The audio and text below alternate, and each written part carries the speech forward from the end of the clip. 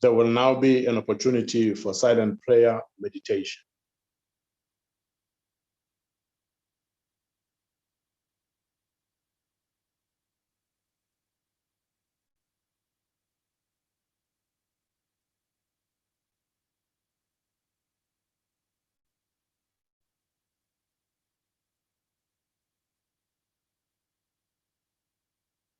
Thank you.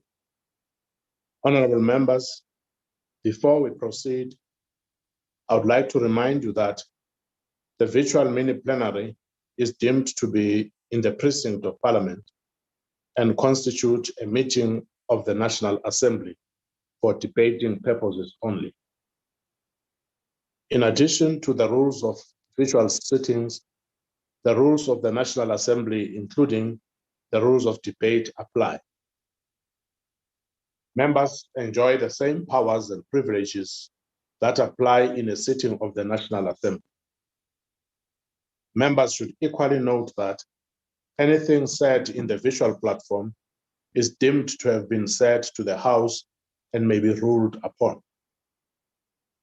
All members who have logged in shall be considered to be present and are requested to mute their microphones and only unmute when recognized to speak. This is because the mics are very sensitive and will pick up noise which might disturb the attention of other members. When recognized to speak, please unmute your microphone and connect your video. Members may make use of the icons on the bar at the bottom of their screens, which has an option that allows a member to put up his hand to raise points of order. The Secretariat will assist in alerting the chairperson to members requesting to speak. When using the visual system, members are urged to refrain or desist from unnecessary points of order or interjections. We shall now proceed to the order, which is debate on vote number 30, Communications and Digital Technologies Appropriation Bill. I now recognize the Honorable the Minister of Communications and Digital Technologies.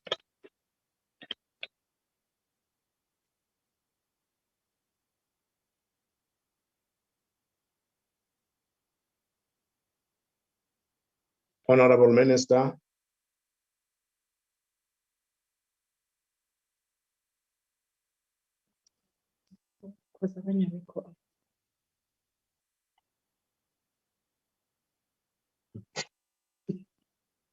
Honorable members, there seems to be a problem here. I did not get this feedback, but the feedback that I'm getting now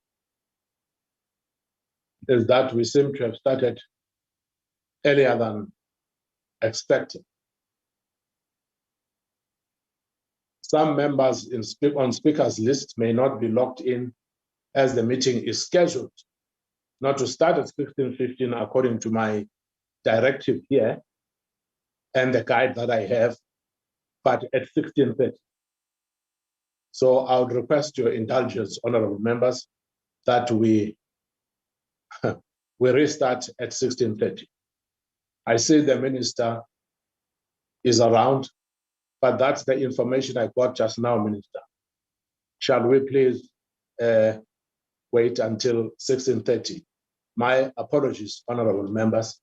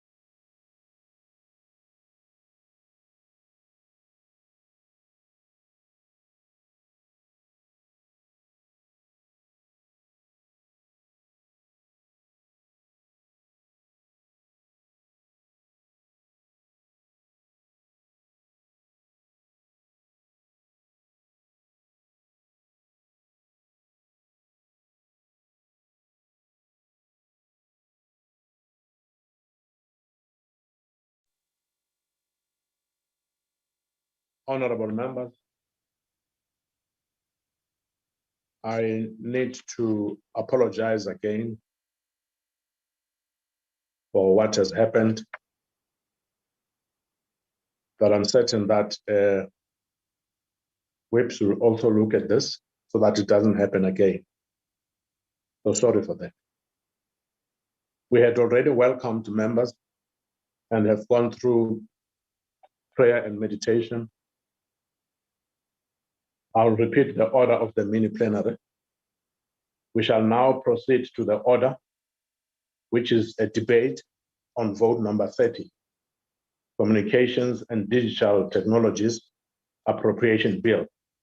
I now recognize the Honorable, the Minister of Communications and Digital Technologies. Honorable Minister.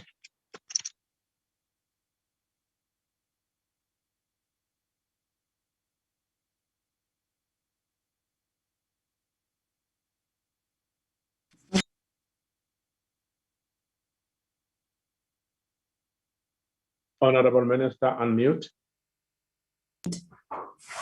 Thank you so much, Honorable Chair, and apologies. I see my video is refusing to come on board. I hope it's there now. Am I visible? Thank you so much, and apologies, House Chairperson. House Chairperson, Honorable Deputy Minister, Ms. Bingi Gegana, the Chairperson of the Portfolio Committee on Communications, Ndade Boyce Maneli, Honorable Members of Parliament, esteemed guests, ladies and gentlemen, comrades and friends, and of course, the 4IR brigades. Since the beginning of time, humanity has always had the edge to reach out and communicate. From smoke signals, rock art, and sounds of beating drums, South Africa has evolved with speed with each generation of telecommunications infrastructure better and faster than the previous. From the first use of telecommunications with a single line of telegraph connecting the Simonstown and Cape Town, to the first telegraph launched in 1859, telephones in May 1882, radio in the 1920s, post office in the 1970s, television in 1976, and the 1990s with the introduction of cell phones, with 1991 seeing the first IP in South Africa. Who can forget the iconic Molo Mhlobo Wam in 2000? The department celebrates the evolution of telecommunications and creation of an inclusive information society in our country. Fellow members, yesterday I had an opportunity to address the celebration of the World Telecommunication and Information Society Day under the theme, Accelerating Digital Transformation in Challenging Times. Honorable members, there is a silent revolution. The world is changing before our eyes. Science and technology has created an opportunity for our continent to leapfrog and enter international affairs as an equal. Fellow South Africans, I take this platform at a time of convergence between two opposing forces, namely the crisis and despair brought about by the outbreak of the COVID-19 pandemic and the advent of the fourth industrial revolution. We must agree that every crisis brings shock and new opportunities. While the pandemic has brought about social and economic shock in our country and our people, we must look into the need to navigate these difficult times through identification of opportunities to take our country and our people to a greater pedestal. Honorable House Chairperson, in 2019, during the budget vote, we made several commitments to this House. It is therefore my pleasure to provide progress on the work we have done thus far. As honorable members would remember, Cabinet approved the report on the Presidential Commission on the Fourth Industrial Revolution. I am now pleased to inform you that the Project Management Office has developed the Consultative Strategic Implementation Plan in order to ensure that the recommendations of the report are implemented by all critical stakeholders to position South Africa globally. House Chairperson, we also made a commitment to overhaul our policies and legislations in order to enable digital transformation. We have since reviewed the following: the Electronic Communications Amendment Bill, the South African Broadcasting Corporation Bill, the South African Post Bank Amendment Bill, Data and Cloud Policy Gazetting, Audio and Audiovisual Policy that are gazetted. In 2019, we were also tasked with creating a new department to drive digital transformation. In this regard, a new 5-year strategy, a service delivery model, and a new organizational structure has been developed. We further undertook to reconfigure our state-owned entities in order to be in line with our new mandate. We have commenced with the establishment of the State Digital Infrastructure Company, which we have developed its business case and the draft bill, which is in the consultation stages. Similarly, we have progressed with a reconfiguration of the State Information Technology Agency into forming the State Digital Infrastructure Company. Likewise, the business case and the draft bill have been developed and are in consultation stages. House Chair, on broadband rollout, a critical project in trying to eliminate digital divide, we committed to connecting additional 400 government sites to make a total of 970 sites. We are pleased to announce that all sites have been connected and we continue to monitor them. The feasibility study for phase 2 has been concluded to explore funding models for connecting the remainder of the government sites across the country. We also committed to this House that we are going to issue the final policy and policy direction on high demand spectrum to ICASA. Indeed, the policy direction was issued. ICASA subsequently issued the invitation to apply for licensing of the high demand spectrum and won.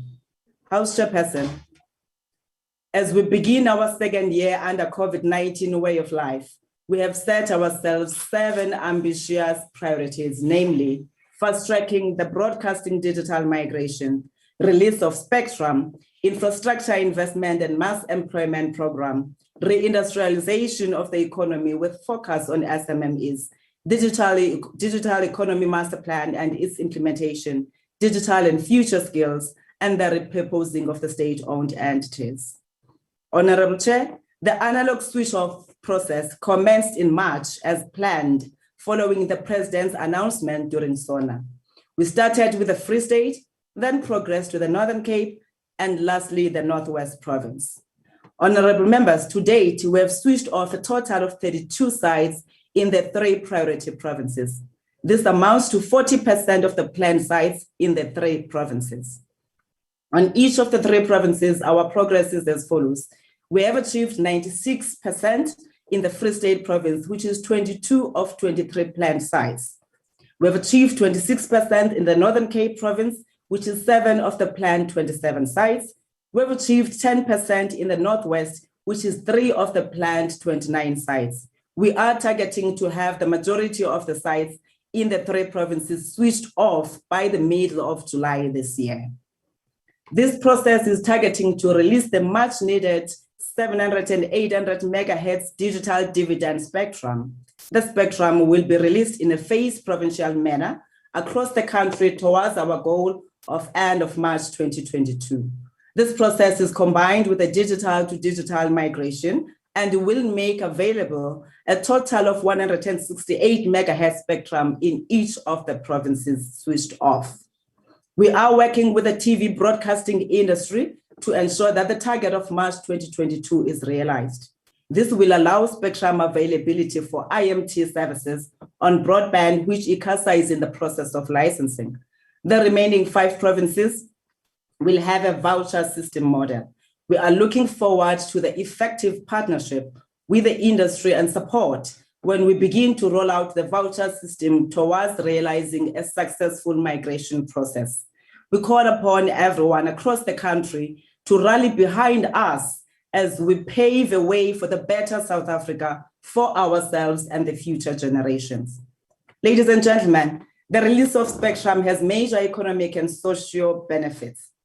As government, our focus is on economic recovery, building on the successes to restart the economy and stimulate employment by leveraging on the ICT network, the digital platforms, and data analytics capabilities in order to deliver economic value for the society. It must be stated that spectrum, like the land question in South Africa, is a highly contested space. In our policy and policy direction, we try to address some of the challenges like competition, transformation, and opening space for new entrants in the industry. The current litigations on spectrum auction and licensing of WOAN hamper our determination to rebuild our economy. We have and continue to implore parties involved, including the regulator, to find amicable solution to the ongoing impasse. I believe that it is within this industry's ability to find an out-of-court dispute resolution mechanism and avert the delays and stagnating economic impact. We believe that partnerships and collaborations are key to taking our sector to greater heights. I am therefore pleased to announce that 27 billion rands is being pledged collectively by the operators and vendors to expand the 4G network and to deploy the 5G and fiber technologies in our country, of which some has been tested already by the operators. This network expansion is also extending to rural and underserved areas, which will benefit communities and create jobs. As such, I hope that the licensing of WOAN and the high demand spectrum will complement these rollout plans. In line with the government's vision of connecting 80% of public buildings by 2024, our entities will connect 6,687 sites across the country. As part of the Presidential Employment Stimulus Initiative, we have, in collaboration with the Presidency, submitted a bid for funding to support digital access for low-income households and stimulate job creation and economic growth through household broadband connectivity and public Wi-Fi access. It is hoped that the funding of 350 million can be made available for the program to commence in the current financial year, and we will roll out in both townships and rural areas. USASA will also proceed with the connectivity of our Tambo District Municipality, and as such, an amount of 60 million has been allocated.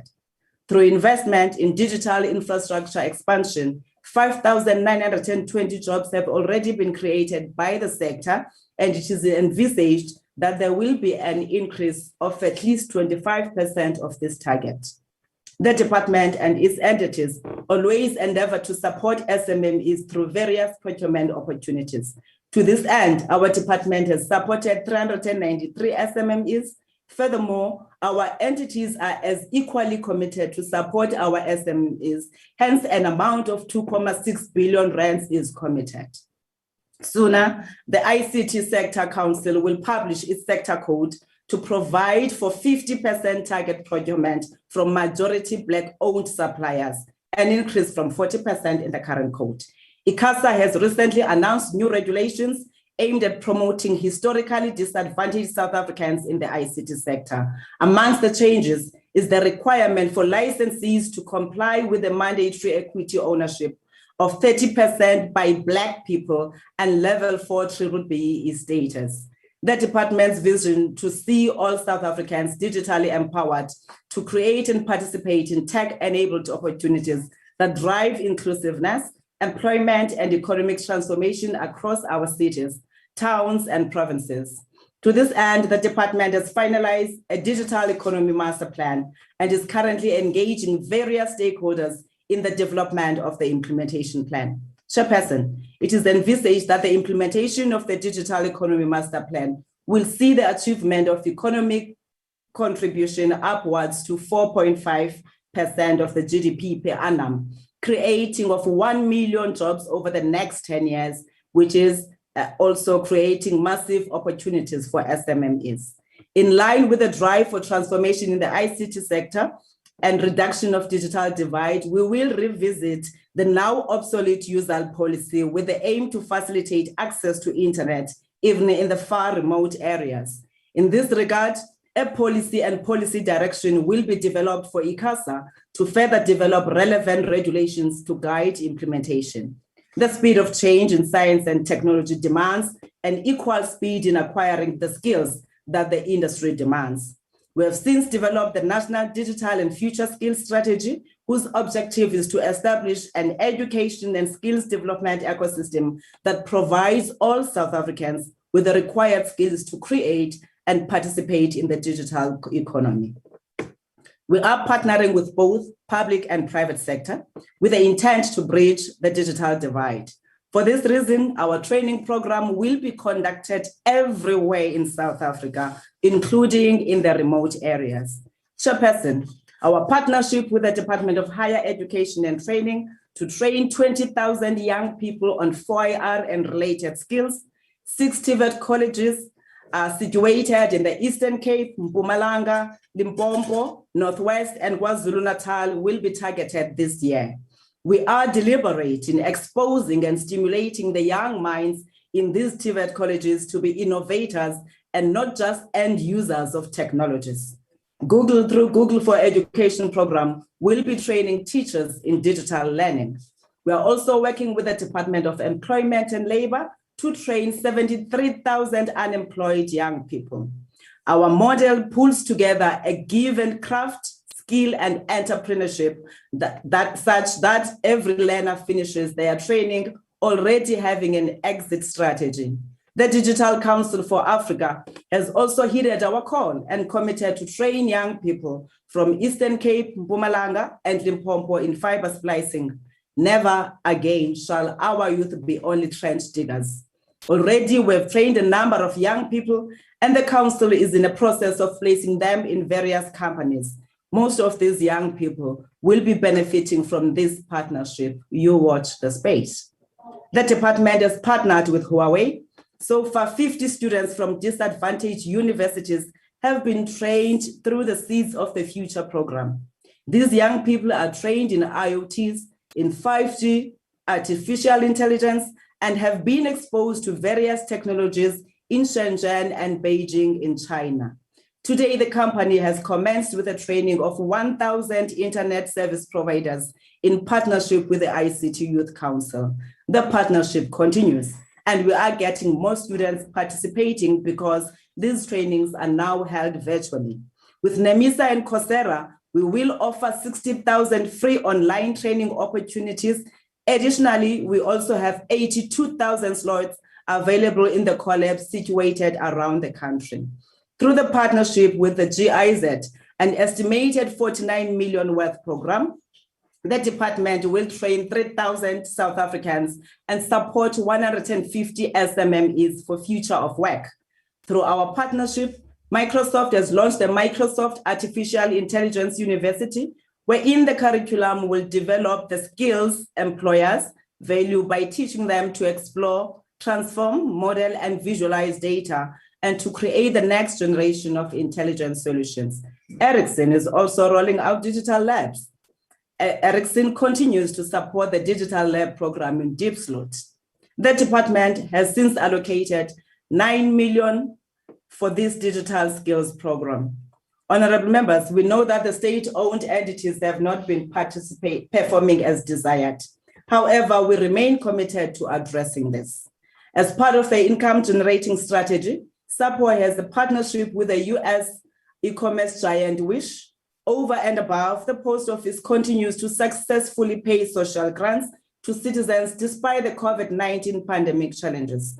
Over 10 million SASSA social grants beneficiaries get paid monthly, and this includes the SRD grants. The financial sustainability of SAPO remains our top concern. The department is putting a team of experts to assist with strong business plan for SAPO. As part of enabling environment to attract investment, the department is working closely with the Competition Commission, ICASA, and the mobile network operators to monitor and reduce the cost to communicate, especially data. There has been a reduction of data by all mobile operators by 33%, with an average of 1 gig data costing 99 rands or less. The department will continue to monitor this to ensure not only further reduction of costs, but also ensure good quality of services. We have since allocated 3 million rands for the Coast to Communicate program. ICASA has published regulations. Honorable Minister. Yes. Thank you very much. Unfortunately, the time is up. Thank you, Honorable Chairperson. Thank you. The next speaker from the ANC, Honorable PM Manele. Honorable House Chair, honorable members, Honorable Minister of TCTT, Ms. Stella Ndabeni-Abrahams, Honorable Deputy Minister of TCTT, Ms. Pinky Kekana, Honorable Ministers and Deputy Ministers, Acting DG of TCTT, Ms. Joran Gyani, and your fellow departmental officials, portfolio committee support staff, boards, councils, and executives of entities reporting to the Committee on Communications, fellow South Africans joining us in different platforms. Honorable House Chair, in approaching this budget vote debate, I'm reminded that almost 6 days ago, the community of Sonneville in Gauteng's West Rand, through the cooperation of the NGO Kulumani and the ANC Ward Councillor Lwando Gesha, commemorated 30 years since the apartheid state-sponsored black-on-black violence led to the so-called Sonneville massacre on the 12th of May, 1991. The number of deaths and injuries were not about the might of the attackers, but how lack of infrastructure then, in particular communication infrastructure, disadvantaged the community's ability to save their lives and minimize injuries. Today, Sonneville people have basic services under the ANC-led democratic government, but will now be happier to hear that this budget vote 36 to better the lives of the people like those who were in the then Sonneville across the country by ensuring that ICT infrastructure is being deployed for connectivity in general and participation in the digital economy in particular. House Chair, the 2020 and 2021 State of the Nation addresses SONAS delivered by His Excellency President Cyril Matamela Ramaphosa identified telecommunications as one of the areas of reform to realize the economic reconstruction and recovery plan, with the 2021 SONA emphasizing on the analog switch off and broadband rollout to SA Connect. It is against this background that I present the budget vote 30 recommendations from the committee, which is led by ANC members in majority for the approval of the House. House Chair, in a budget vote debate like this one, there's a tendency to focus on the inability of the departments and state-owned companies, SOCs, to deliver on their targets. We also tend to focus on the funds appropriated in the form of bailouts in previous years, which had not led to solutions. This general narrative, fellow South Africans, deprives you an opportunity to appreciate and evaluate progress made by the department and its entities in consolidating their capacity to ensure that SONA pronouncements and performance agreements are delivered upon by the ministry, the department, and entities under the rigorous oversight of Parliament. Please allow me, House Chair, without presenting every observation and recommendation stated in this Vote 30 committee report, to highlight a few points on consolidation of the department and entities to deliver on this budget vote. The department has been able to meet its target of consolidating DOC and the TPS into one Department of Communications and Digital Technologies, DCTT, with strengthened administrative capacity to ensure delivery and entity oversight. As already stated by the Minister, there is no doubt that the department is up to the task. The committee remains of the view that the permanent appointment of the DG for this new department will achieve much needed stability in the administration.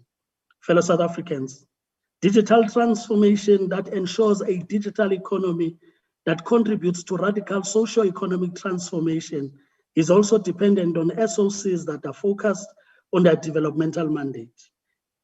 In this instance, there's a need to quickly look at the broadband infraco, BBI, State Information and Technology Agency, SITA, and USASA, USAF. BPI as an entity has been championing the broadband rollout and obligations on SA Connect. For almost 10 years, this SOC has used its own generated revenue to fund both its internal operations and capital infrastructure projects, with a good track record both in terms of delivery and improved audit outcomes. The committee supports the need for the shareholder to invest 100 million as equity for BBI to further improve its infrastructure expansion and ability to attract much needed partnership from the market. This will make it possible for BBI to continue supporting SMMEs in general and participation of HDI's entities in the delivery of their programs specifically. House Chair, SITA has been known for lack of delivery to its clients and marred by supply chain irregularities in the recent past. That narrative is changing for the better after the introduction of the repurposing of SITA and the deployment of the fit-for-purpose executive caretaker as demonstrated in the quarterly reports presented to the committee. SITA is at 40% of SMME share in terms of procurement participation, with intentions of going beyond in this budget vote. More departments, other government spheres, and sister entities are increasingly enlisting SITA as a service provider of choice, thanks to rigorous oversight of the department and Parliament. Fellow South Africans, the automation of supply chain processes at SITA, which should be the way to go by other departments, government spheres, and entities, is not only about modernizing and reshaping supply chain processes, but a major step in the fight against corruption and state capture, a commitment that the ANC made in its manifesto. This approach allows the public to know who gets the tender, why is the tender awarded, how is the tender awarded, and reasons for cancellation of tenders.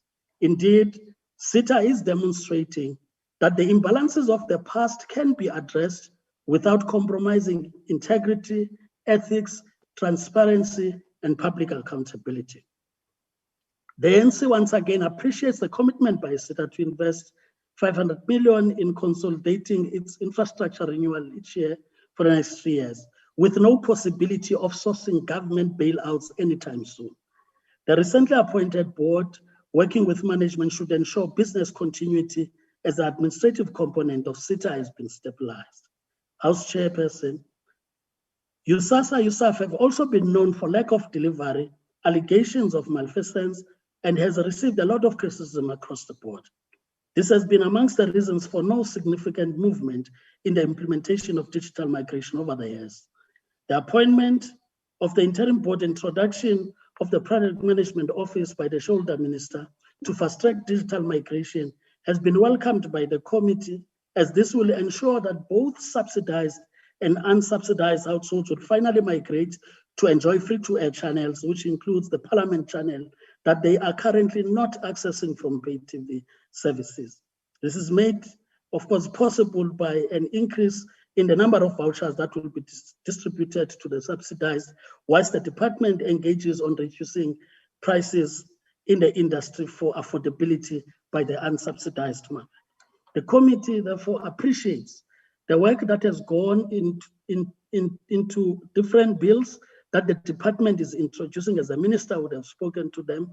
We take these as enablers for consolidation of the entities and awaits the introduction in the parliamentary process. House Chairperson, Fund Act 2016 reckons that the social value of ICT lies in that there should be social benefits that can come as a result of the use of ICT in education.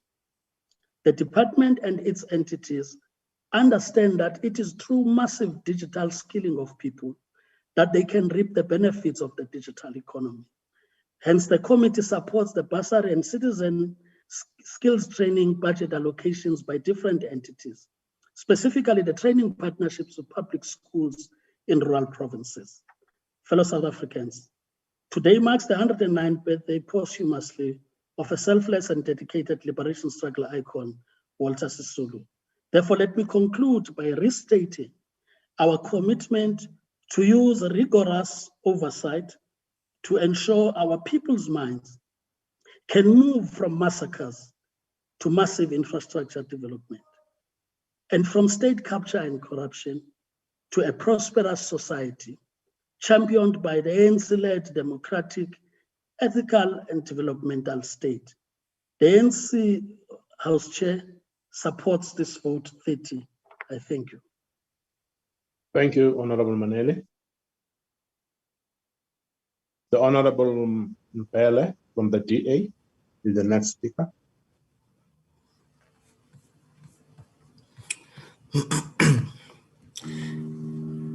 Ndiyabulela sihlalo ngaphambili futhi mandibulise kuni nonke.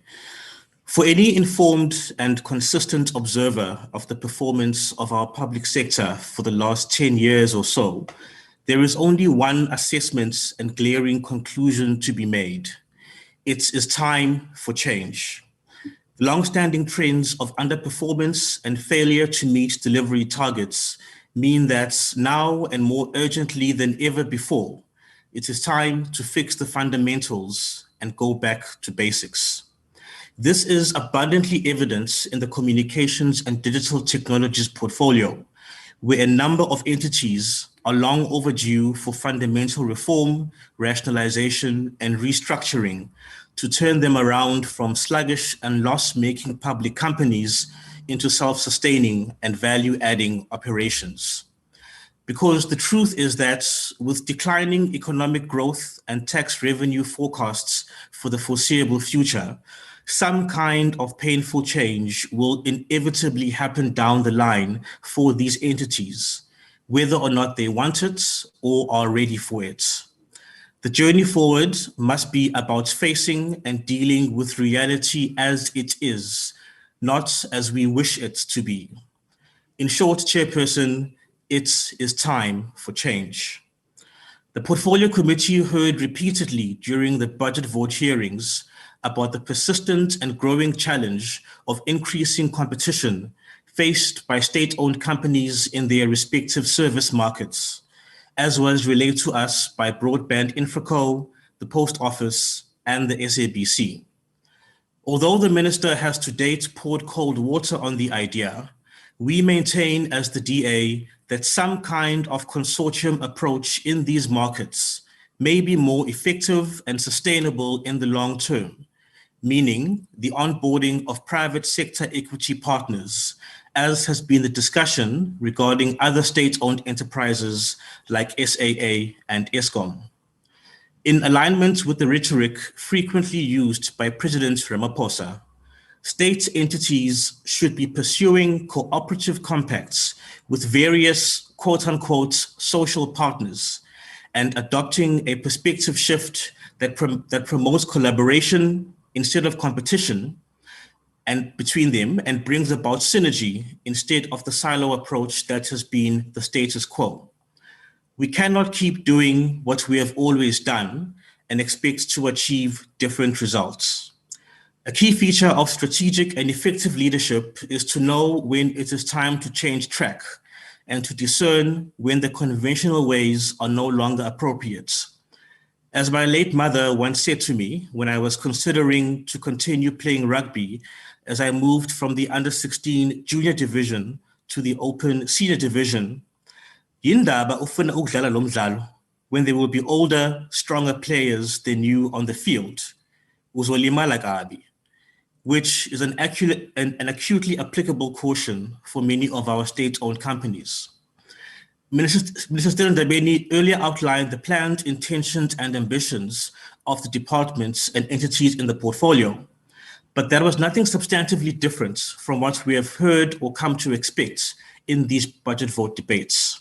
Successive ANC governments have always been about plans, intentions, and ambitions, but have fallen short on implementation, performance, and results. One can already predict with some degree of confidence that, barring some kind of miracle, the broadcast digital migration process will fall victim to delays, bottlenecks, and budget shortfalls, missing the March 2022 deadline for completion. Assuming that the analog signal switch-off proceeds, regardless of progress with set-top box and voucher subsidy distribution, we can expect that thousands, if not tens of thousands of households will experience what could be called broadcast signal shedding, just as households across the country are currently experiencing power load shedding. Minister, it is time for change in this portfolio, radical and innovative change, because without it, for all your good intentions and well-articulated plans, and to borrow a metaphor from aviation, a good flight plan is no good if the aeroplane does not have enough fuel in the tank and its engines are outdated, defective, and in need of major repair and overhaul. I thank you, Chair. Thank you, Honorable Member. Honorable V. Pambo, it's your turn from the EFF. Thank you very much, Chairperson. It is critical to note the continuing financial failures of this department. Your very own presentation has shown us that for the past 4 years, this department has been operating at a loss of over 1 billion rands per year. We as the economic freedom fighters are highly skeptical of any projections on how costs will be saved by this department because of the past 4 years, this very department has been making presentations that put it in a good light while it continues to fail at its fundamental duties. Not only is this department operating at a loss, this is a department that continues to fail to deliver services for the people of South Africa. We know that this department has been failing because we experience it every day. Our mothers and fathers live through these failures when they have to queue for the whole day to get their grants. It is our lived experience. The public has rightfully lost trust in the post office and the entire department as a result of a continued failure to deliver even the most basic of items. While the document recognizes the emergence of players such as Take a Lot and the increase in demand for the delivery of goods and that are ordered online, this department has failed to take responsibility for its failures to be a legitimate competitor in that space.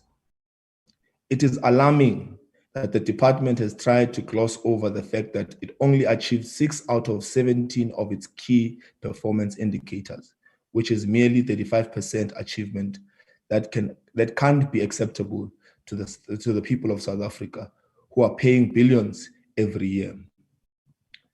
We are now 160 days away from local government elections. Unfortunately, we are faced with a situation wherein the administration is not likely to meet its vaccination targets. What this means is that we are going into a campaign season, which is going to be a super spreader event. We are going into a campaign season that is occurring in the middle of winter. It is the absence of a functioning post office, the only scientific post-election outcome that we can expect is the loss of life. India is a painful caution for South Africa and any country that wants to hold elections during a pandemic. In other countries, the challenge of voting has been dealt with through the use of the post office. We saw in the 2020 US presidential elections that mail-in voting was used to curtail the spread of COVID-19 during an election season. Unfortunately, this government is closing post offices instead of capacitating them. Unfortunately, this government is going into an election season having failed once again to capacitate our South African postal services. The CEO should leave the private sector alone to do what they are doing. She should focus on government departments, state-owned entities, and municipalities. It should be compulsory for government departments, state-owned entities, municipalities to use the services of the post office. This is the only way to revive the post office. With respect to the SABC, the approach that seems to be proposed here is one that does not prioritize the core business of South African Broadcasting Service. To revitalize the South African Broadcasting Service, we need to do more to make sure that once again, the SABC can provide quality content that is attractive to the large number of South Africans who still rely on it for their entertainment. The EFF remains opposed to the wanton and unstrategic retrenchment of the key personnel within the SABC. What must be done is a reduction in the size of the SABC management and appropriate allocation of funds to the creation of high-quality local content.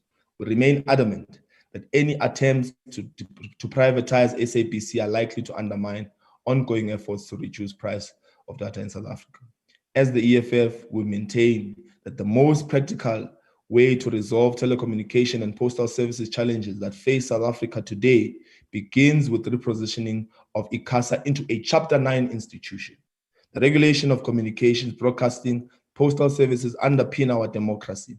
The issuing of licenses to telecommunications and broadcasting services is meant to serve democracy, the very constitutional right of freedom of expression, including the freedom of press and other media, the freedom to receive or impart information or ideas, and the very freedom of artistic creativity. For this, ICASA must be independent and subject itself only to the Constitution and the law. And they must be impartial and must exercise their powers and perform their functions without fear, favor, or prejudice. It is only then that data will fall and we will be able to deal with MTN and Vodacom duopoly that has stifled the growth of telecommunication, artificial intelligence and robotics, e-commerce, economy, and many other industries.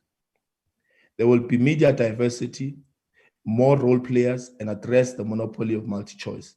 Unless ICASA is an independent constitutional institution, none of these will be available, but only profiteering will continue to thrive unabated and undermine the Constitution. We reject this budget. Thank you very much, Chairperson. Thank you, Honorable Pamba. Honorable Zat Majosi from the IFP. Thank you, Honorable Chairperson. The IFP strongly believes in the potential of technology to drive South Africa's economic growth. This vision is equally shared by the Ministry of Communications and Digital Development, whose mission is to promote socio-economic growth and investment. We would like to acknowledge the dynamic growth that has been recorded over the years in the ICT sector, and we are also aware of the improvements recorded in access to broadband and the internet. However, the IFP notes with concern that this growth has rather been unsatisfactory. The cost of data remains too high for most South Africans. These advances made in the availability of internet access in the country have also been disappointing. The Statistics South Africa General Household Survey of 2018 shows that only 64% of households in South Africa had access to the internet, where at least one member had access, while most of these households with access are concentrated in Gauteng and the Western Cape provinces. Dominantly, rural provinces are left worse off. Less than 50% of households in Limpopo have internet access in the country. We are also quite saddened that our country, classified as middle income, has failed to achieve impressive digital inclusion of its broader population. We strongly recommend that this digital divide be addressed. It is therefore apparent that despite having a clear mandate, the ministry, through various pieces of legislation over the years, has not delivered on most of its promises. This is a betrayal of their own mission and vision statements. The ministry's failure to reduce the cost of data has left us skeptical about their future objectives and to provide internet access to 80% of the country's population by 2024. We also note with concern the promises made on making a complete changeover from analog to digital transmitters by the end of 2021. The IFP further notes the recent proposal to merge the ministry with SOE entities. It is worrying that some of these SOEs have been underperforming and are involved in corruption-related activities. The IFP is of the view that these proposed measures are not the solution to the problem. Rather, they indicate denial to deal with corruption and underperformance. We recommend the privatization of SOEs related to the ministry. We are in support of the budget cuts made by the Treasury to the ministry, as the service cut from the budget and non-essential of the operational capacity of the ministry. The IFP supports this budget vote. Thank you, Chair. Thank you, Honorable Majosi. I'm told that Freedom Front Plus is not participating. We now invite the Deputy Minister Honorable the Deputy Minister of Communications and Digital Technologies. Thank you, Honorable Speaker, Honorable Chairperson of the House.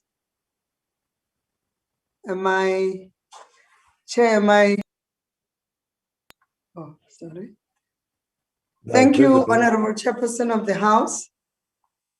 I hope my video is very clear. Okay. Very clear. Very Thank clear. you, Chair. I would not use the other way. I can say it's very clear. Thank you, Honorable Chair. Let me recognize the Minister, Minister Stellan Ndabeni Abrahams of the department, the Chairperson of the Portfolio Committee, Honorable Maneli, and honorable members of the Portfolio Committee, our Acting Director General, Chairpersons and CEOs of various SOEs, senior government officials, esteemed industry captains and partners, members of the media, ladies and gentlemen, Dimasiar. Fellow South Africans, 25 years and 10 days ago, the South African Constitution, considered by many as one of the most advanced in the world, with a Bill of Rights second to none, was adopted with a 421-12 vote in this very August House. It was truly a day for South Africa and Africa to shine when Deputy President Thabo Mbeki made the iconic "I am an African" speech, setting us up for leadership of our continent.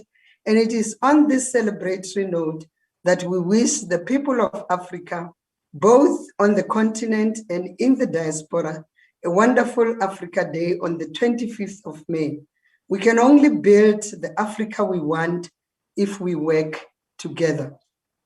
In this theme of working together with the Minister, we have in the last 2 years been hard at work in repositioning the department with our 2021-2022 plan, deliberately focusing on economic recovery so that even in this unprecedented era of uncertainty and disruption, we can continue to create economic opportunities for our people and at the same time protect them from technological vulnerabilities.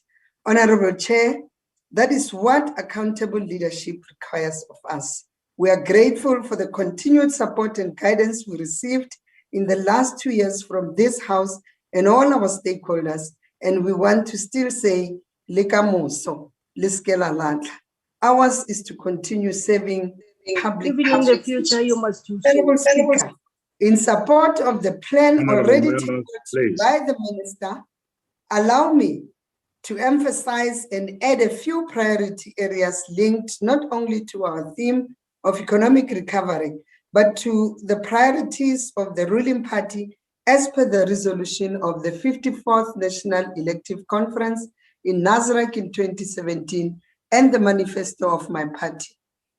Our priorities, Honorable Chair, and the House are linked to strengthening of policy and regulatory framework, as the Minister spoke to, stabilization of SOEs and turnaround, information security and cybersecurity, protection of children and from online harm, skills development from youth and women empowerment, and Minister went elaborate on that.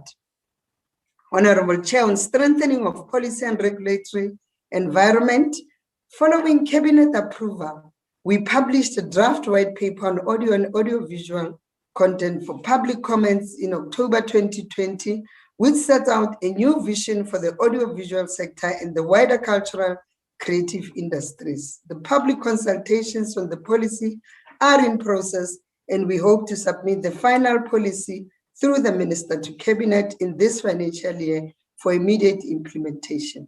We have also gazetted the data and cloud policy for public consultations, which complements existing measures in unlocking the socio-economic value of data in South Africa, also to be finalized through the Minister for Cabinet approval this year. Following the signing of FPB Amendment Act into law in 2019 and the subsequent guidelines, the FPB is currently developing a content classification index for Africa seeking to create a set of linked scale indices for African content regulators. The Harmonization of Content Regulation in Africa event was hosted by South Africa in March 2021. Countries represented included South Africa as the chair of the steering committee, Nigeria, Kenya, Eswatini, Malawi, and Zambia. 10 critical success factors were identified going forward, of which I want to highlight a few of the most important, and that is promoting local content creation and audience development, giving the youth a voice by including them in all future harmonization engagement, linking in-country child sexual abuse material reporting hotlines to international hotlines network. On stabilization of SOEs and turnaround, I'll take it from where the minister said and say, the stability of SOEs is at the center of our economic recovery.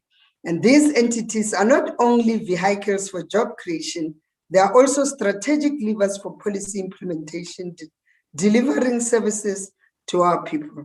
It has been a year of trial and tribulation for the national broadcaster, and there is no way, Honorable Chair, in response to what Honorable Pambo was saying, that we have any intention to privatize the SABC.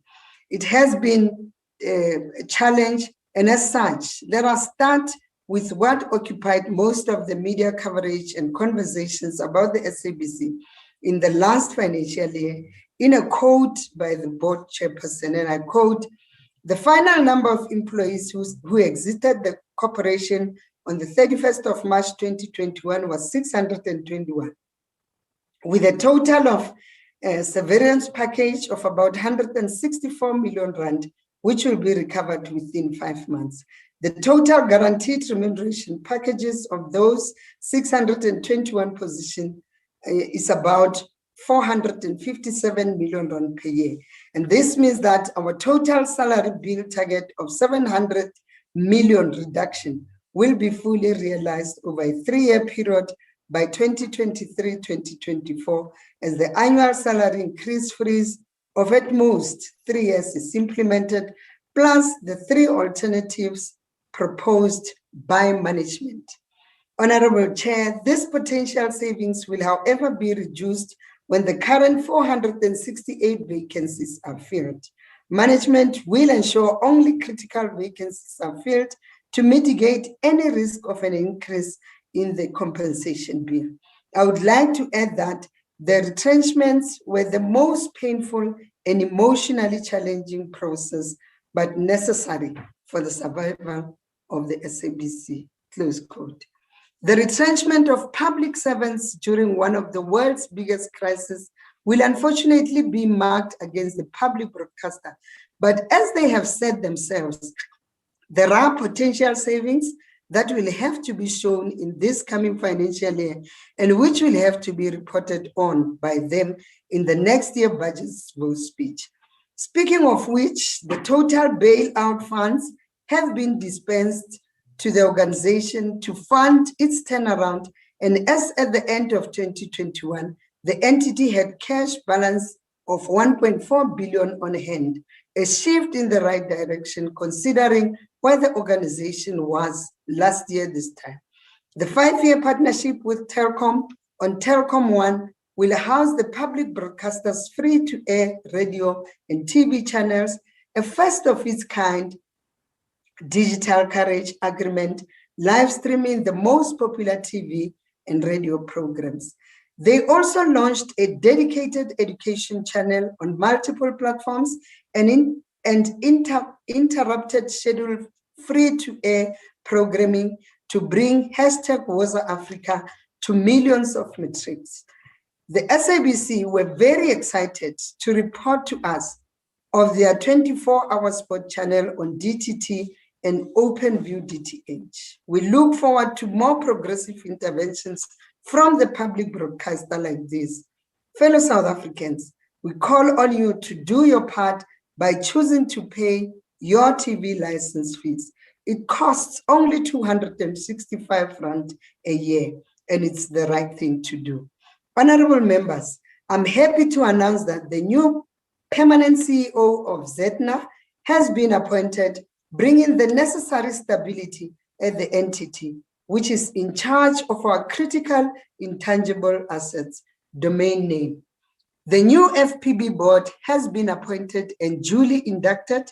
The board will initiate a process to appoint the executives and ensure that the entity is well capacitated to implement the Film and Publication Board Amendment Act signed into law by our own president in 2019. On information security and cybersecurity, Honorable Chair, cybersecurity is a national imperative and demands a coordinated and holistic approach, especially so for cybersecurity awareness initiatives, which need to reach all residents of a country, especially in a country like ours, where cyberbullying, cyber gender-based violence, cyber stalking, and revenge pornography are a part of our daily lives. It does not discriminate on the basis of location, wealth, and status, but women and youth and people with disabilities seem to be the majority of the victims. In line with their mandate, the Cybersecurity Hub implemented a national cybersecurity awareness portal, creating a platform for citizens to report cyber incidents and assist victims of cyber crime, amongst others. Honorable Chair, with the increase in violence both in the physical and online worlds during the pandemic, the Cybersecurity Hub has created a community radio station campaign broadcast on approximately 65 community radio stations, reaching an estimated 5 million people. And this is a current campaign as we continue the work of awareness and discussion on cybersecurity in South Africa. On protection of children from online harm, protecting the African child is a pivotal part of the work of most of the nation states on the continent. And it's a proud day for South Africans that the FPB has taken the lead on this for the continent. The FPB has put in place the necessary safeguards and entrusts FPB with enforcement and empowers to protect our children and ensure the safety of our citizens by regulating and dissemination of content by commercial online distributors, making revenge pornography illegal and punishable by law. Our minister went through on the issues of skills development, Honorable Chair, but I want to say from where the .ZETNA in this financial year, 2021 to 2022, there's a project that our entity will be aiming to launch, which gives schools and learners safe and secure digital identities and domain name, and will also empower SMEs in the ICT, together with the ICT sector, starting with a pilot in 200 public schools at an estimated cost of 4 billion rand. I'm particularly looking forward to also the project of digitizing the informal and township economies, which will identify new economic opportunities to bolster existing channels and with the domain name system value chain. And as I conclude, Honorable Chair, in the spirit of Build Back Better and in partnership with the Department of Women and Youth and People with Disabilities, we will create specific programs in the technology industry to improve the gender transformation of the sector, as it is one of the poorest transformation sectors in the world today. Honorable Chair and members, in conclusion, the then chairman of the Constitutional Assembly, one Cyril Ramaphosa, said in his speech on the day of when the Constitution was adopted, and I quote, "This Constitution also creates a framework for sound and effective government in South Africa. It is good for investors, and it is also good for the rent. Cooperation, accountability, responsiveness, and openness are entrenched as the principles of government at all levels in South Africa. It is in these simple fundamentals of the Constitution that we need to uphold today as we build back better. Enkosi, ke a leboga, bayadanki. Thank you very much, Honorable Deputy Minister. We now call from the ACDP, the Honorable W.M. Thring, as I hand over to the Honorable Chair, Lesuma. Honorable House Chairperson, the ACDP expresses its concern that South Africa is falling behind in the digital and ICT sector, with not enough emphasis placed on giving access to affordable digital data to all South Africans. The ACDP has noted the switch from voice to data and the effective cost of data, which means that access to digital platforms is not accessible to lower income households. With the prepaid and lower income market being where most growth is expected and indeed needed, we must challenge the high cost of data. During lockdown, schools were closed and learners had to engage in online lessons. But the learners that were most negatively impacted in their schooling were those unable to access digital learning platforms. And sadly, it is these students who most need access to allow them to be active future participants in the South African economy. The ACDP contends that we must connect the unconnected, disconnected, and disenfranchised in rural areas and reduce the cost of communication and data nationwide to effectively allow all learners access to equal education. ICASA must continue working on regulatory initiatives aimed at reducing the cost of communication and making it more affordable for all South Africans, especially those already marginalized by geography and income levels. The lockdown imposed has seen an increase in the internet service provider development, and we have seen South Africa's fiber network and data center markets growing. The ACDP, however, expresses concern that we've had 5G rollouts by service providers even before the department's 5G policy and the relevant health and safety impact assessments on 5G could be concluded. The ACDP is aware that 95 million rand has been allocated to the post office for the migration from analog televisions to digital signal for 21-22 financial year with digital set-top boxes. The year 2021 was planned for the switch-off year for analog broadcasting, but with our harsh lockdown and the blundering from one target date to the next, it is anyone's guess how many of the 3.2 million indigent television households to be migrated through subsidized vouchers will actually receive their digital set-top boxes. Clearly, there has been poor service delivery and media coverage by the department and the public broadcaster to lead migration awareness and to complete the migration process.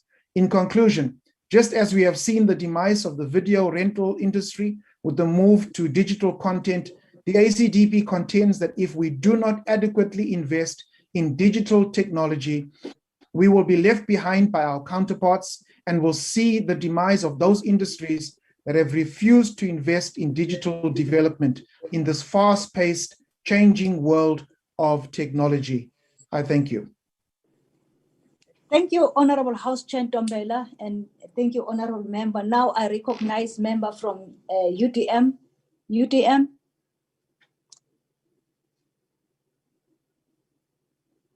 We'll proceed, Honorable Members, to recognize Honorable Mackenzie of the DA.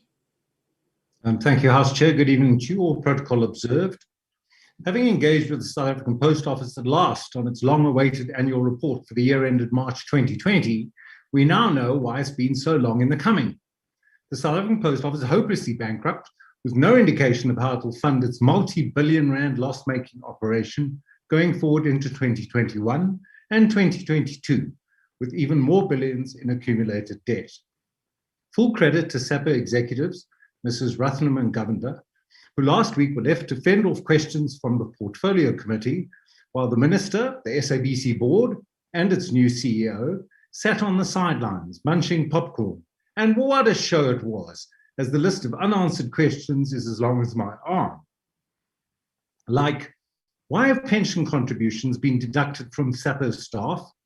Salaries are not paid over to the fund administrators. Like, why have medical aid contributions been deducted but not paid over to the medical aid, leaving staff helpless and vulnerable in the middle of a pandemic? And when will outstanding rental arrears on now locked post offices be settled? And in the meantime, how do customers access their post, registered mail, or medicines? And while the SAPO grinds to a screeching bankrupt halt, ICASA heads to court to enforce the SAPO's sub 1 kilogram mail monopoly, a cynical move as the SAPO negotiated with government for a subsidy for its universal service obligation that this very monopoly is meant to fund. It's also deeply ironic for a government that claims to support competition to be hell-bent on shutting out efficient and competitive courier companies, many SMMEs, to enforce a monopoly for SAPO that can't even keep the lights on in its branches, gets an audit disclaimer from the AG, and can't continue as a going concern. If you're going to be two-faced, then at least try to make one of them pretty. SAPO's annual report says, and I quote, "The SAPO is without doubt currently experiencing substantial doubt on going concern," end quote. Here's a promise from me to every SAPO director. You will be held personally liable in terms of the Companies Act for continuing to trade insolvently and recklessly, and I will lay those charges myself. The Communications Department previously pioneered a solution that is the only way out for SAPO. Do what you did with Telkom. Keep a minority share, but find a private sector partner willing to take the SAPO and make it what it should be. But act quickly, the lost billions demand it. Immediately on taking office, Minister Stella Ndabeni-Abrams, in a great move, issued a policy directive to ICASA to get the spectrum released after more than a decade of government doing nothing with it. In his SONA speech, the president hoped any spectrum auction wouldn't get bogged down in litigation. I'd agree with him, but then we'd have both been wrong. As given ICASA's apparent fondness for litigation, it isn't surprising to hear Telkom, MTN, Vodacom, Rain, and even ETV have headed to court over ICASA's invitation to apply for high demand spectrum. This is the same ICASA that, to their credit, sensibly allocated unused spectrum temporarily to the sector during the national lockdowns, resulting in improved network service quality and reduced communication costs, even as demand for data and higher bandwidth shot through the roof. Temporary spectrum licensees pay hundreds of millions a year for its use, money our severely constrained fiscus desperately needs. Withdrawing this temporary spectrum means it will simply lay idle until the various court actions have run their course, which including appeals could take up to 3 years. ICASA will also be going against its own COVID-19 regulations, which correctly anticipated exponential growth in demand for data services during the disaster management period. As millions of South Africans continue to benefit from temporary spectrum, withdrawing it will result in network congestion and may force people back into the physical office at a time when less than 1% of the population is vaccinated. As the court processes continue to finality, it's in the national interest to leave the temporary spectrum in the hands of those telecommunications companies able to use it. Simply put, its return is a lose-lose for all. I thank you, Chair. Thank you, Honourable Member. Now I recognize member from AIC. We'll proceed, Honourable Members. Now I recognize Honourable Madisha of COPE. Honourable Madisha.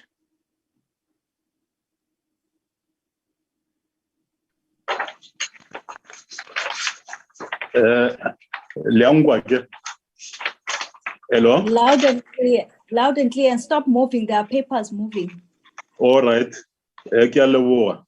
What is tabled before us is extremely significant, given what is cited. On a point of order, Chair. Sorry about that. Honourable Van Dam, point of order. Chair, you seem to have skipped Honourable Gumbu just by going according to the list. I don't know if maybe the ANC has forfeited. No. Thank you very much. Thank you. Let's allow Honourable Madisha, can you just step down a little bit? My apology for that. Thank you very much. Honourable Gumbu from the ANC, over to you. My apology for that, Honourable Member. Thanks, Chair. Honourable House Chairperson, Honourable Minister and Deputy Minister, Honourable Members. In recent years, we have witnessed many incidents of people abusing online platforms and circulating inappropriate content.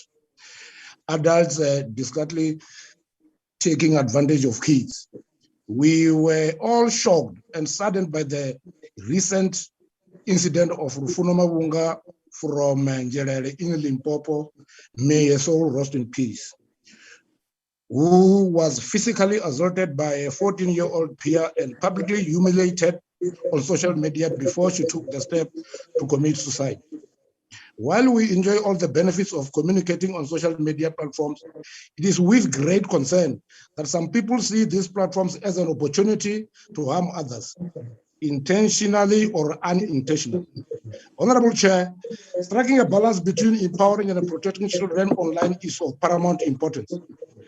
As part of the department's consultation process with stakeholders towards the development of a children and ICT strategy, it has been found that there is no coherent strategy towards achieving children's empowerment and protection in the ICT sector. The key focus of the department is therefore to promote and raise awareness on online protection of children. One of the key partners in the efforts to protecting children online is Film and Publication Board, FBP. They are the custodians of Film and Publications Act that governs the classification of films and publications to prevent children from being exposed to harmful content on television and the internet. We commend the partnership of the FPB and government on the development of a coherent action plan on child online protection. The ANC is proud that on the 15th of April 2021, Minister Stella Abrahams officially opened a digital college called Vexo Spark Tsaning Digital College in Linyenye village in Greater Tsaning local municipality. This initiative is a result of a public-private partnership.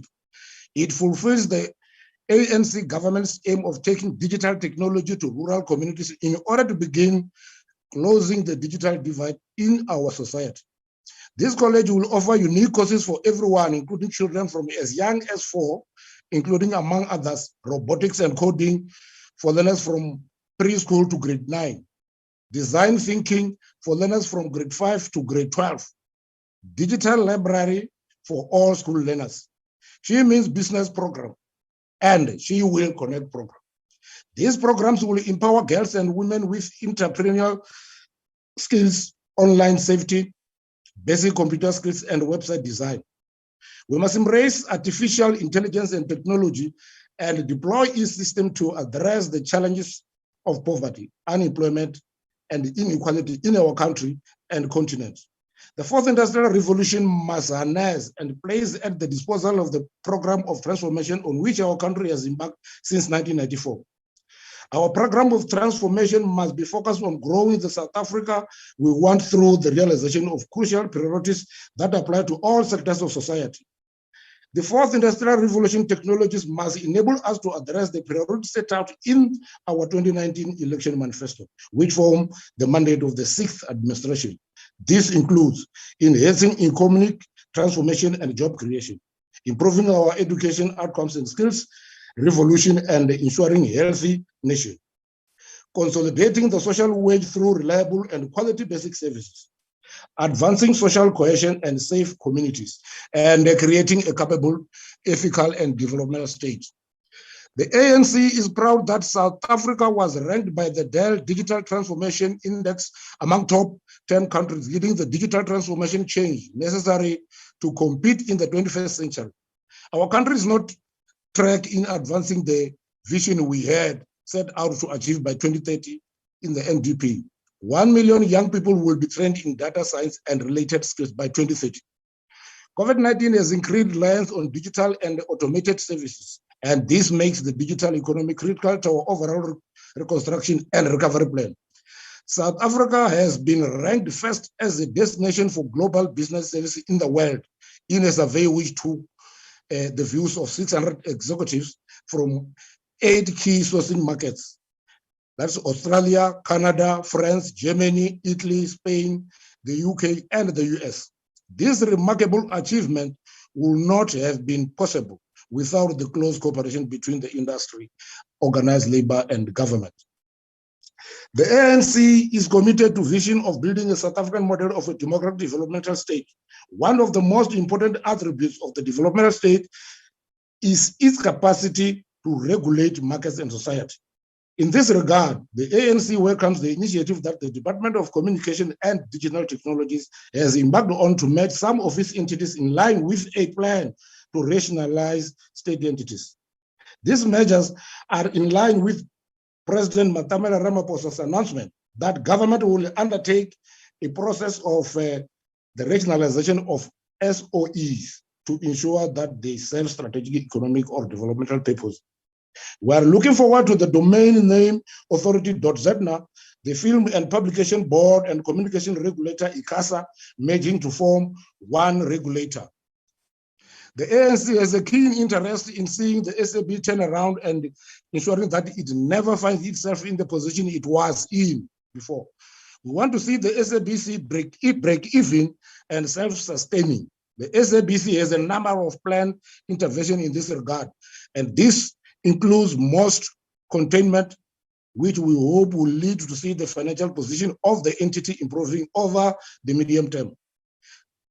House Chair, the SABC has been allocated around 30 million to cover the upcoming local government elections. We remain hopeful that despite its challenges, it is going to be able to provide fair, transparent, and equitable coverage of the elections and provide accurate and reliable educational information to South Africans leading up to election day. As I conclude, House Chair, the ANC commits to continue playing its oversight role by monitoring and ensuring implementation of recommendations emanating from the committee meeting with the Auditor General. Amongst others, this relates to ensuring that Department and its entities develop an effective action plan to cover the financial statements, compliance with legislation, and performance reporting. Ensuring that the department and entities implement consequence management where wrongdoing has been identified. Ensuring that the department and its entities actions plan form part of the performance contract of senior officials. Ensuring that a task team with within the department is established and capacitated to adequately monitor the implementation of each entity's action plan. Ensuring that key vacancies are prioritized and filled with competent officials. Ensuring that the department and its entities review and improve systems and controls to ensure quality of the financial statements, compliance with legislation, and quality performance reporting. Honorable House Chair, the ANC supports vote 30 on communication and digital technologies. Thank you. Thank you, Honorable. Now I recognize Honorable Matisha.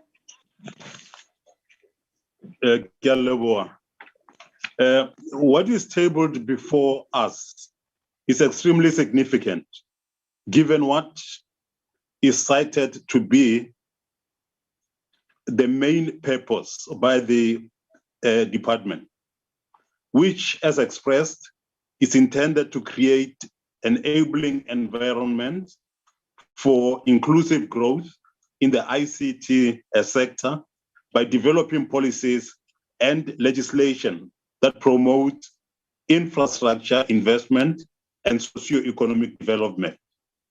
Its further relevance and importance is its objective to create the ICT capacity for all South Africans to compete not only within their realm of existence, but also beyond our country's borders. For all this to succeed, we need a capable, effective, and incorruptible administration. I table these three basic requirements because the opposite has taken place in this department and led to the failure of many important ideals. For our country to achieve the requirements I put before us, I call on the minister to, without fail, ensure implementation of all conditions for appropriations. The fact that some of the large budget amounts have not been spent is a clear proof that we need proper administration that will have the capacity to actualize what we agree upon. Honorable Minister, I support your declaration that a number of people will be trained to help South Africans for the latter to have and enjoy the declared purposes. My problem is, however, the number of people you declare shall be trained. 73,000 is not enough if you were to accept the reality that millions of South Africans are, and for a long time coming, unemployed and even illiterate in the villages and some of our townships. You have given your declared ICT enterprise and public entity oversight. Looking at the departmental agencies and accounts, as well as public corporations, South Africans are without doubt faced with some of the state-owned entities that look down upon decisions taken by Parliament, which consists of 400 people sent by South Africans to protect what belongs to the poor South Africans. SABC management, for example, merely listens to the decisions we make and continues to ignore and do the opposite. Our decisions are ignored. The poor workers are not respected. More and more people are kicked out of jobs. My question, therefore, is what next, Honorable Minister? More has got to be done. Thank you. Thank you, Honorable Member. Now I recognize Honorable PAC from PAC. Honorable members, we shall proceed. I recognize Honorable Van Dam of DA. Honorable Chairperson, thank you very much. It can no longer be business as usual in government because it is times unusual. As governments across the world have evolved with the challenges that the global pandemic has presented, ours remains stuck, unable to do the very, very basics. On the frontier of digital transformation, we lag far behind. And to compare apples to apples, other African countries have embraced e-governance and accelerated this digital transformation to cushion their people against the socio-economic and healthcare blows of COVID-19. Here are a few examples.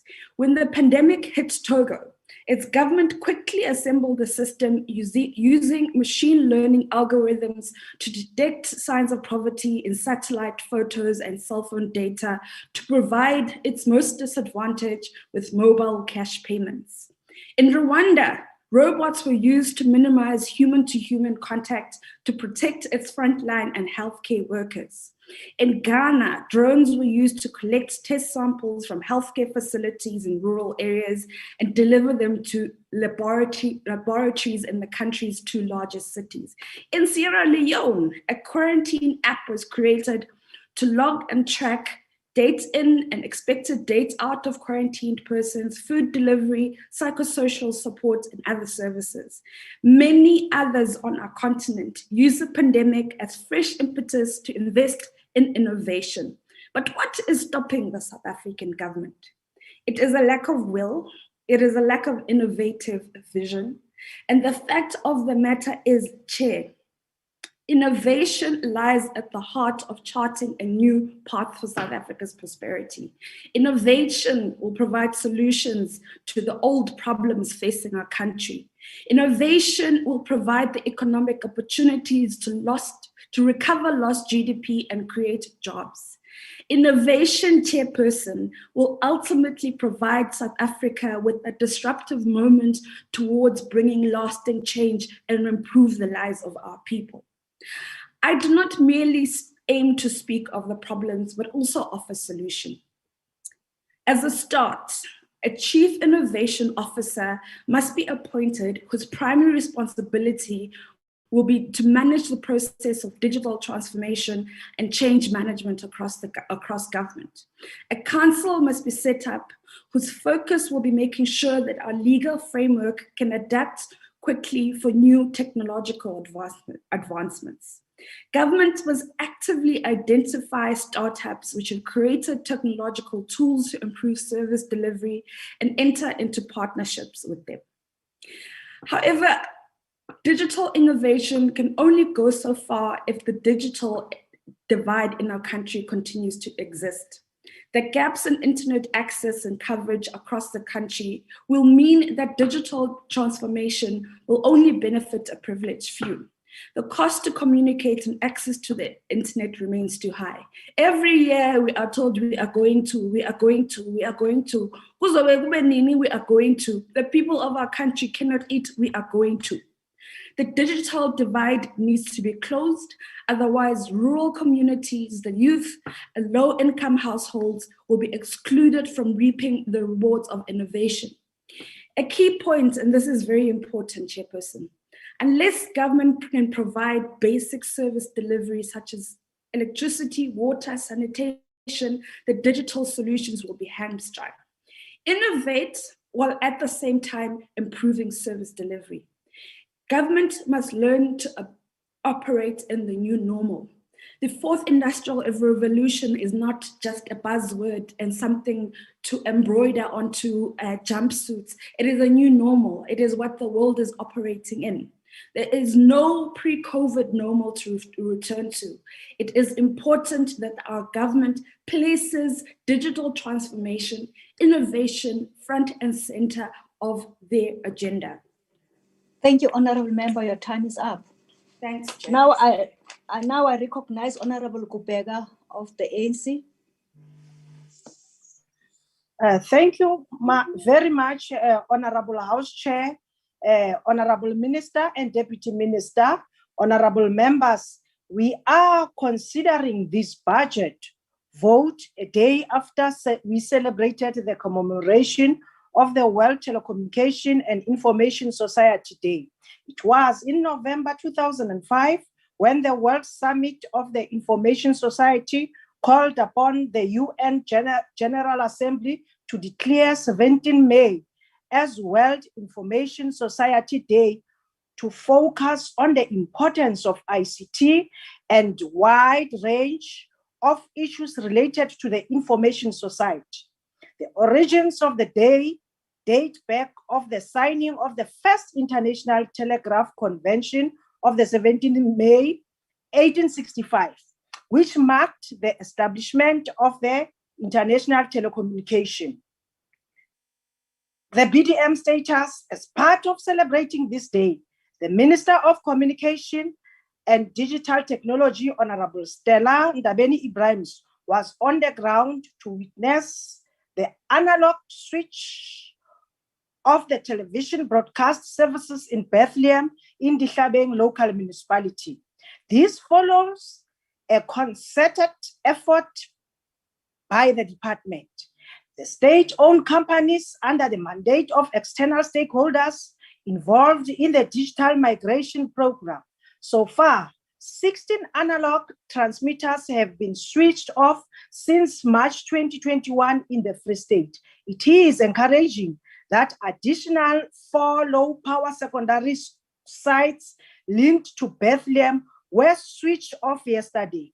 The analog switch off in the Free State is continuing simultaneously with the switch off in the Northern Cape Province. In fulfillment of the President's commitment to the nation of a complete switch off by March 2022, the ANC commends the department for its vigorous plan, which entails the distribution of 1.5 million set-top boxes across the country.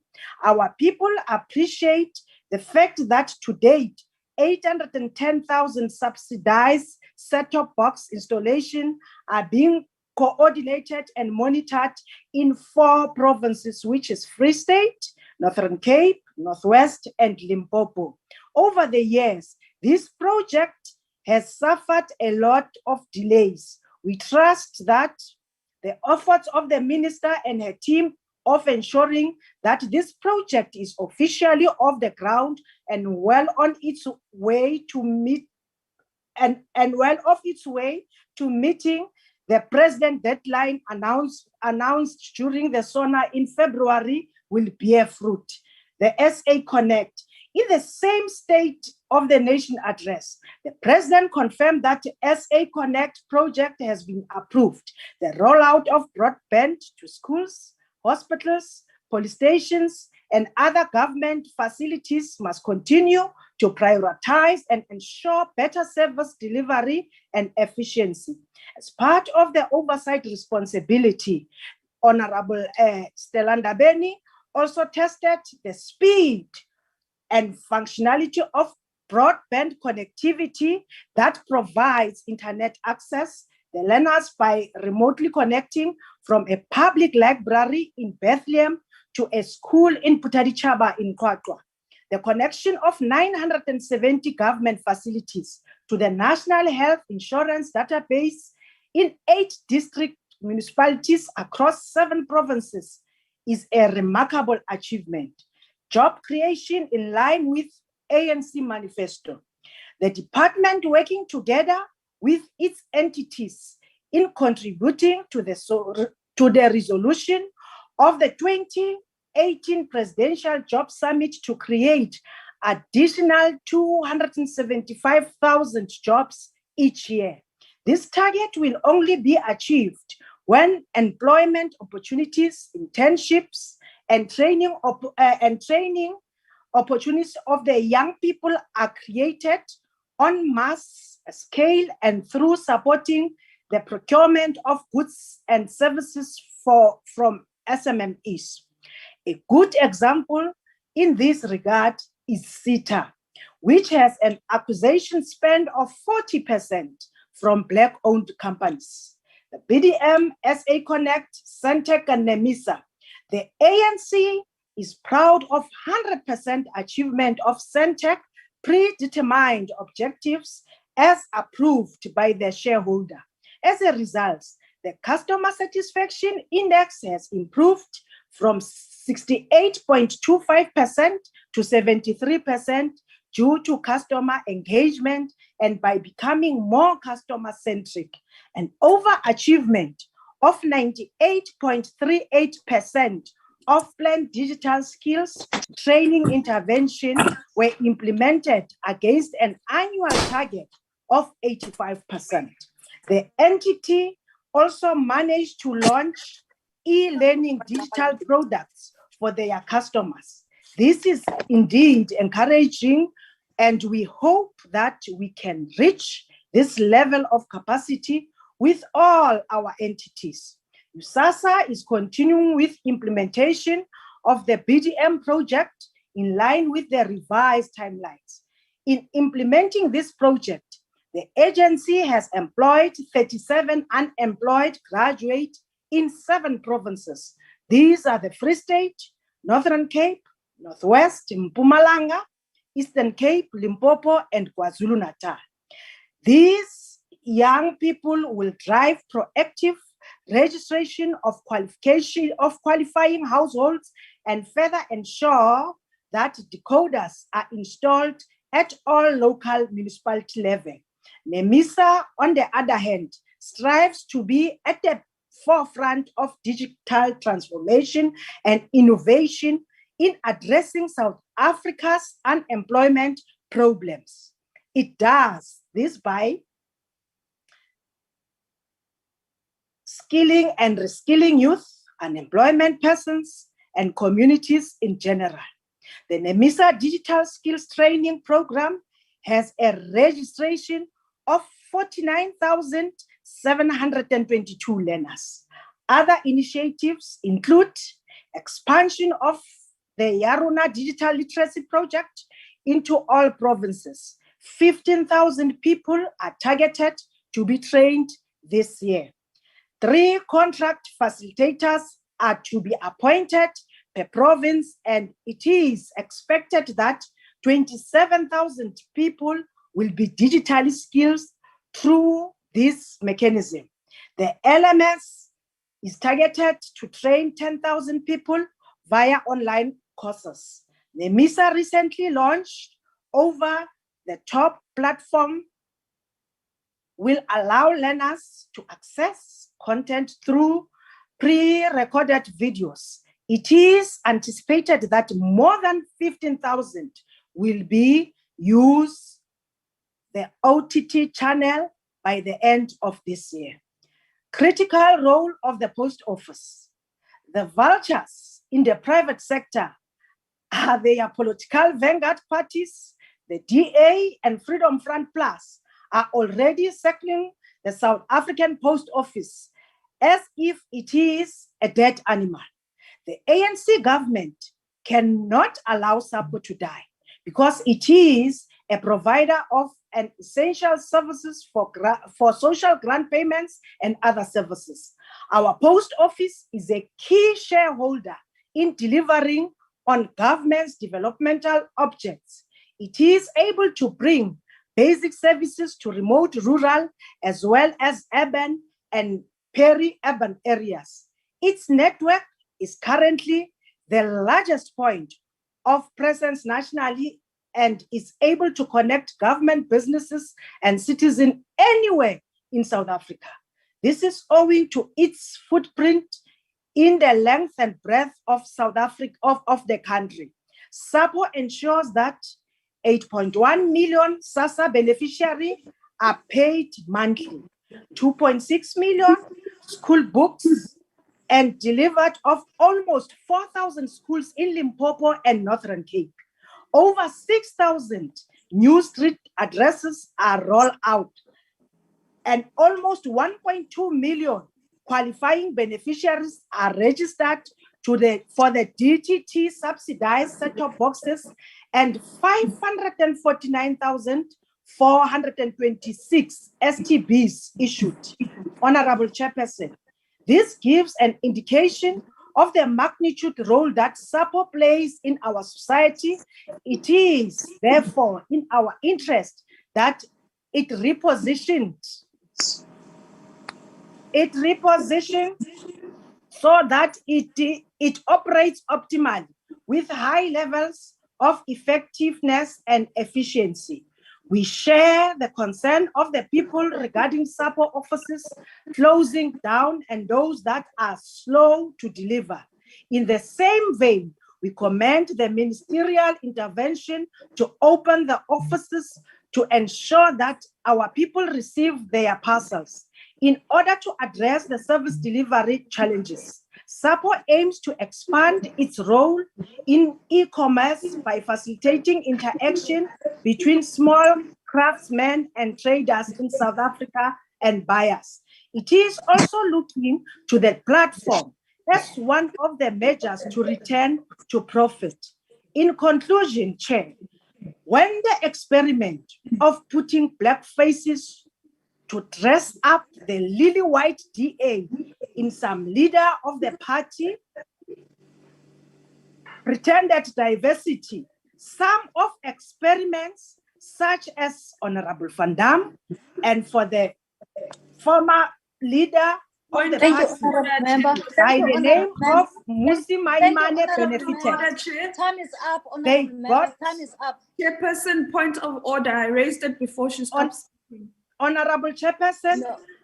I support Honorable the member. budget Chairperson, Thank I you. raised of the Honorable member, 1 DCDT. minute. I thank Honorable, you. She stopped speaking. I Honorable would like to Madam, raise it. if both of you are talking and I'm calling her to order, what I'm supposed to do, honorable member? Order. Let's hear the point of order, having thanked her. Let's hear the point of order. Chairperson, I would like this Honorable Kubeka, who appears to be some sort of scientist, to give us her scientific expertise. Point of order? No, Chairperson, Mamela Chair. I would like you No, to but you must, on no, whether Honorable Van Dam, just respectfully so. Give me the point of order so that I can make a ruling. Chairperson, please give No. a ruling on whether a human being in Parliament can be referred to as an experiment. The Honorable Kubeka appears to be a scientist who can decide human beings are an experiment. So can you please let me know whether it's a parliamentary to start calling people experiments, because then we can all start calling each other names if that's the conduct that's going to be acceptable here. Thank you. Honorable Pega. Were you making a reference to Honorable Van Dam if he says she's an experiment?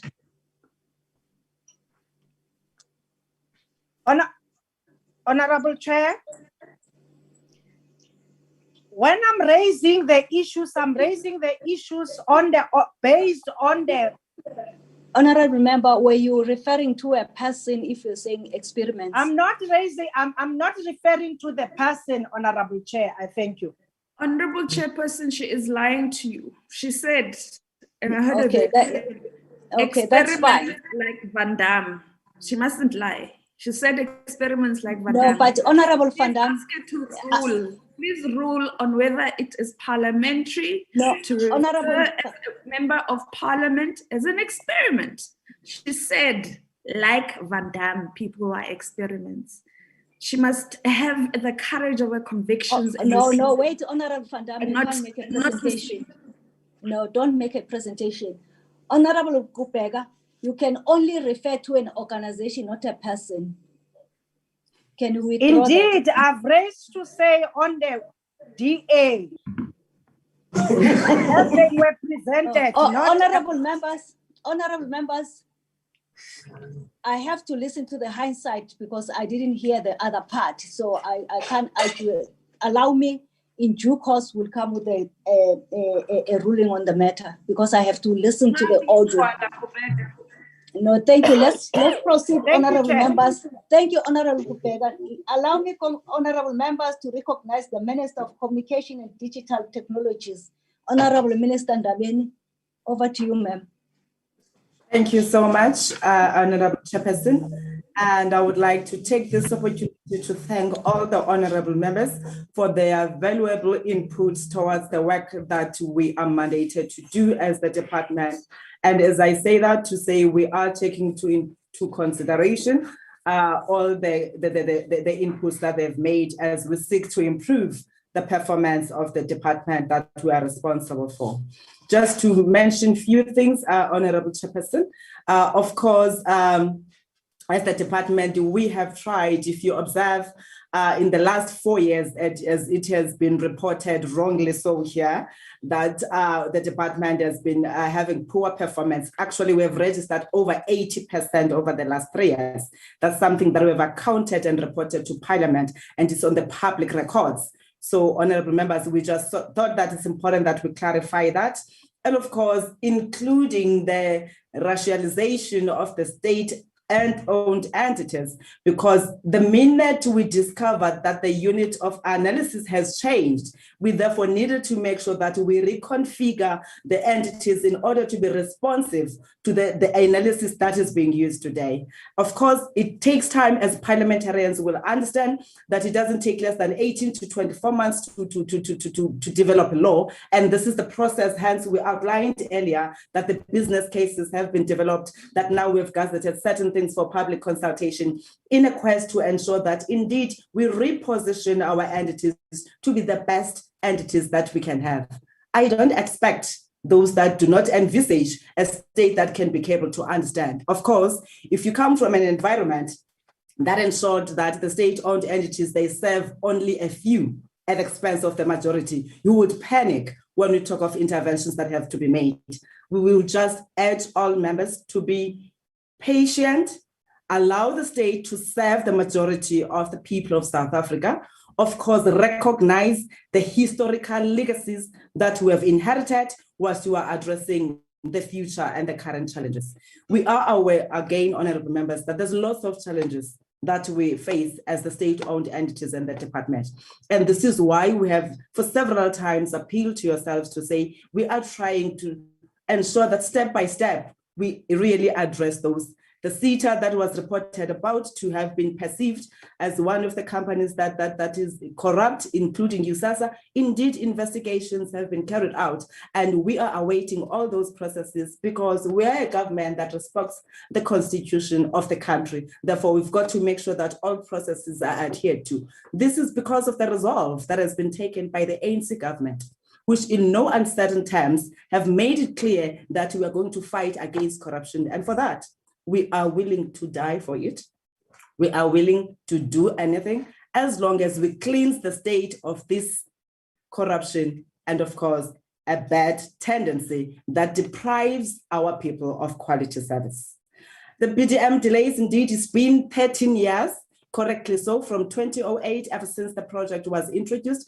But as I reported, we are proud to say for the very first time, yesterday we switched off. And this is a milestone that honorable members should be celebrating, but putting in place, of course, the caution that they are putting to say, if we do not address the shortfalls in terms of the budget, if we do not look into the monitoring as we did not do in the past, this project indeed will face a threat. And this is why we said there's a need for us to establish a rapid deployment team that must look into ensuring that as and when the challenges arise, they are immediately addressed. Of course, we continue to engage with the Minister of Finance in ensuring that the shortfall that we need will be provided. But we know that currently we have 1.6 billion that we need to spend, which is what we're talking about when we talk about the second phase, which looks into the voucher processes. Again, honorable members, as we talk about the challenges in the state-owned entity called SAPO, just to add to what Honorable Kubega said, we are watching with interest those that have failed to spend on what government has provided for in the post office, those that are now taking lead in establishing consortiums in order to privatize post office. One question that I have in my mind, by the time they were with the post office, were they working the post office to ensure that it's left with nothing, that it can be privatized? When we took office, one thing that we committed to is building a capable state and an entrepreneurial state. This is why all efforts by government are to ensure that we address the capacity issues whilst we're looking at the funding of the areas. One of the critical things that any government will be reckless in doing is to make sure that all critical agencies fall to the hands of the private sector. We're a government that recognize partnerships. We're a government that have embraced that we cannot achieve everything that we want to do on our own, but we shouldn't be forced to privatize when we still believe that there's an opportunity to turn around. The private sector that we're calling upon to say they must take over the post office, as honorable members insinuated here. What is it that they see in the post office? If it is dead as that, because as we have said, the issues of the post office, again, are hereditary. We are looking at them, hence we are happy with the progress that has been made ever since also the arrival of the new post office. And we are committed in ensuring that we're going to assist them with everything that we can have. The post office legislation makes it very clear in terms of the designated market as we talk about the 1 kilogram package. Therefore, indeed, it is disappointing to find members of parliament who preside over the same legislation wanting to rebuke the post office for trying to ensure that it is adhered to. And this is the responsibility that we should take as members of parliament. If we want to call for a review of the legislation, let's go for that. But as things stand, this is what the law says, and rightfully so, the post office has to do that in order to protect a certain market that should be given. That is why the post office has not closed. That is why the post office continues to engage with those courier companies that are involved in this to say, let's find ways of working together to make sure that we do not take business from others, because when we do so, people will lose jobs, and our responsibility is to protect jobs. Of course, we are not going to privatize, as the Deputy Minister said. There is no intention to privatize SABC. It doesn't mean that when we have to look into areas of investment, we are not going to. But right now, we do not have any intention to do so. It is important, again, honorable members, to look into the issues that as they have been raised. Honorable Madisha raises a very important question, that as much as we are counting these figures, there's many people in South Africa that still needs the digital skills. Honorable Madisha, I want to inform you that according to the plans, we have committed that we are going to train at least 2.5 million by 2024. This is the work that we are doing, complementing the work that is being done by the Department of Higher Education and Training and other training institutions. But to say, as a department that is tasked with building a digital society, there is a need for us, through our entities, through our industry, to join hands and make sure that we also make our mark. This is why on the figures that I reported about earlier on, we will be training 239,050 people this year, which is a contribution to the 2.5 million by 2024. And this does not include the other numbers that are being trained by other stakeholders. I fully agree with Honorable Van Dam that indeed, if we would fail on innovation, we'll continue to be the consumer of technologies. We had since taken a conscious decision that South Africa has to be an inventor of technologies. the Minister of Science and Innovation had issued a white paper in 2019 on science, technology, and innovation, which enhances the efforts that Honorable Van Dam was talking about. Of course, if you go and read our 4IR blueprint document, again, we're making emphasis on the fact that the state needs to invest more on innovation, including changing certain things that we are putting in place. Our digital economy master plan make reference to that, including the establishment of the council that should look into the innovation that we want to drive. All these efforts, honorable members, are meant to ensure that South Africa indeed can be an effective player in the digital space that we're talking about. We all need to join hands. We need to make sure that we work together. But on top of that, we need to make sure also that we are agile in ensuring that the overhaul of legislations that we're talking about is adhered to. Because if we take too long again in making laws, or the process that will take 18 to 24 months, it would mean that South Africa will lag behind. This is why we are appreciative of all your efforts and your contributions, honorable members. I want to thank you as we presented our budget vote, which is a sum of 3.7 billion. Thank you once more, Chairperson. Thank you, Honorable Minister. Honorable members, that concludes the debate and the business of this visual mini plenary. The mini plenary will now rise. Thank you, honorable members. DA Rock.